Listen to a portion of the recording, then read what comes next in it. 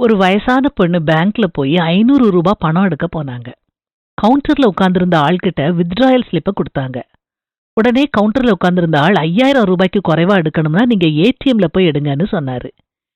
ஏன் இங்க எடுக்க கூடாதுன்னு அந்த அம்மா கேட்டாங்க.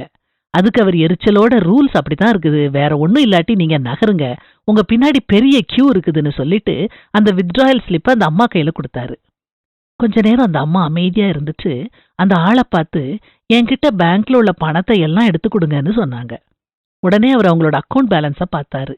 மலைச்சு போயிட்டாரு. அவங்க அக்கவுண்ட்ல 5 கோடி இருந்துச்சு. அவர் உடனே எழும்பி மரியாதையோட அந்த அம்மா கிட்ட, அம்மா மன்னிச்சுக்கோங்க, உங்களுக்கு கொடுக்கற அளவுக்கு பணம் இப்போ எங்க பேங்க்ல இல்ல, நாளைக்கு ஒரு அப்பாயின்மெண்ட் ஃபிக்ஸ் பண்ணிட்டு உங்களால வர முடியுமான்னு ரொம்ப பவ்யமா கேட்டாரு. உடனே அந்த அம்மா, இப்போ நான் எவ்வளவுதான் எடுக்க முடியும்னு கேட்டாங்க. அதுக்கு அவரு 5000 ரூபாய் எடுக்கலாம்னு சொன்னாரு. அந்த அம்மா அவர்கிட்ட 5000 ரூபாய் எடுத்து கொடுக்க சொன்னாங்க. அவரே ஸ்லிப்பை ஃபில் பண்ணி அந்த அம்மா கிட்ட கையெழுத்து வாங்கி உடனே அவங்க கிட்ட 5000 ரூபாய ரொம்ப மரியாதையோட கொடுத்தாரு. அந்த அம்மா 500 ரூபாய தன்னோட பையில வச்சுட்டு மீதி 4500 ரூபாய மறுபடியும் தன்னோட அக்கவுண்ட்ல டெபாசிட் பண்ண சொன்னாங்க. கவுண்டர்ல இருந்த ஆளுக்கு என்ன பண்றதுன்னு தெரியல. அந்த ரூலை வச்சவனை விட அந்த அம்மா எவ்வளவு அறிவாளியா இருக்காங்க பாத்தீங்களா? அதனால தோற்றத்தை வச்சு ஒருத்தரையும் நம்ம எடை போடக்கூடாது.